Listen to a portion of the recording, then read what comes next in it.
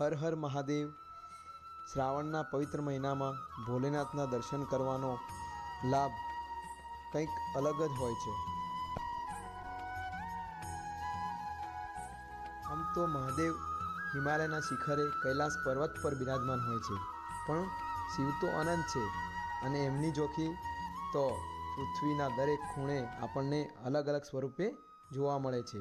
તેમાંથી જ એક મહાદેવ કે જે વિરમપુર નજીક બિરાજમાન છે, જેમનું નામ છે ગોદડિયા મહાદેવ, કે જ્યાં મહાદેવનું પૌરાણિક મંદિર આવેલું છે. પાલનપુરથી આશરે 40 કિલોમીટરના અંતરે આ વિરમપુર મહાદેવનું મંદિર આવેલું છે, જેના દર્શનાર્થે શ્રદ્ધાળુઓ આ પવિત્ર માસમાં આવે છે. મંદિર કે જે પાલનપુરથી માઉન્ટ આબુ હાઈવે થઈને આપણે ચિત્રાસણી, બાલારામ થઈને આપણે વિરમપુર મહાદેવના મંદિરે જઈ શકીએ છીએ.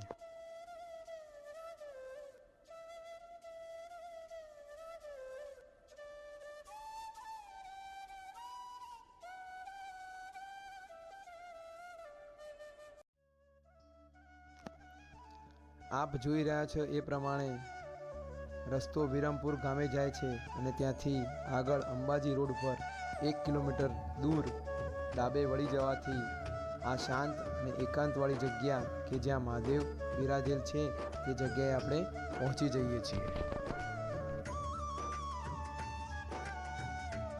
આપ જોઈ રહ્યા છો તે પ્રમાણે આ સુંદર અને શાંત જગ્યામાં મહાદેવ બિરાજેલ છે.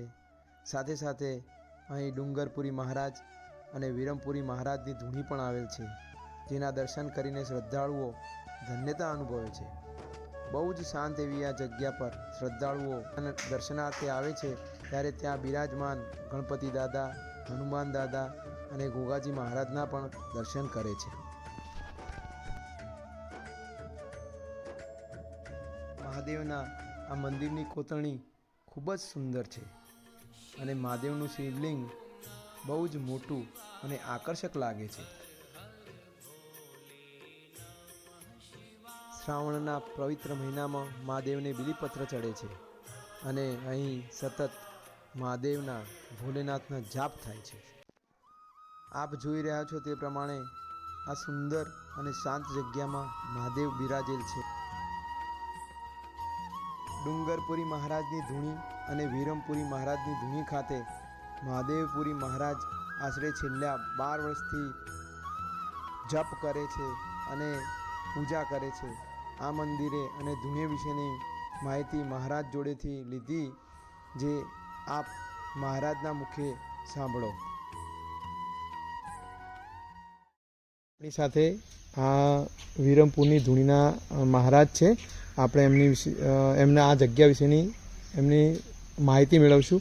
તો મહારાજ, આપનું નામ શું છે? મહાદેવપુરી મહારાજ. હા, મહાદેવપુરી મહારાજજી. તો આપ કેટલા સમયથી આ ધૂણીમાં કાર્યરત છો?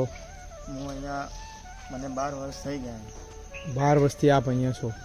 તો જરા જણાવશો આ જગ્યા કેટલા વર્ષથી અને કયા મહારાજની જગ્યા છે અને આ મંદિરનું નિર્માણ કઈ સાલમાં થયું એના વિશે જરા જણાવશો.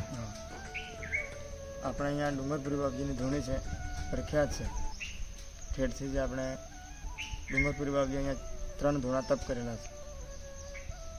એક આપણે આબુરાજ છે, એક ગિરનાર છે, એક મોહરગઢ છે ને એક અમારું વિરમપુરી બાપજી કરીને નામ હતું. આ બાજુમાં જે એક ધૂણો છે ત્યાં પણ તે વિરમપુરી બાઈ ધૂણા પર તપ કરેલું હતું એમને. અહીંયા ગોદડિયા મહાદેવજીનું મંદિર છે, મહાદેવજીનું મોટું મંદિર છે. અહીંયા આપણે પહેલાં અમારા ગુરુજી પણ રહેતા, એમના પછી મને 7 વર્ષનો હતો ને અહીંયા મને અહીંયા લાવ્યો હતો. મારા મમ્મી પપ્પાને કોઈ બી અહીંયા કોઈ માનતા હતી, એટલા માટે અહીંયા મહાદેવજીને આપણે કરીશું. એટલે તમારા મમ્મી પપ્પાએ જ તમને અહીંયા સોંપી દીધા ધૂણીમાં?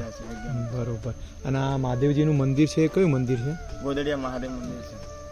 હા, તો આપણે આ જાણ્યું એ પ્રમાણે આ ધૂણીનું બહુ મહત્ત્વ છે અને ડુંગરપુરી મહારાજ પણ આ જગ્યાએ બહુ સમય સુધી અહીંયા વિતાવેલો છે અને મહારાજ જોડે આપણે વાત કરી એ પ્રમાણે આ જગ્યાનું બહુ મહત્ત્વ છે. અને આ જગ્યા વિરમપુરથી લગભગ 2.5 કિલોમીટર થાય છે. તો બહુ સરસ જગ્યા છે. તો તો આપણે અચૂક એની મુલાકાત લઈશું. આભાર. બસ તો પાલનપુર આવો એટલે મહાદેવના દર્શન કરવા આ શાંત જગ્યાએ અચૂક પધારજો. હર હર મહાદેવ.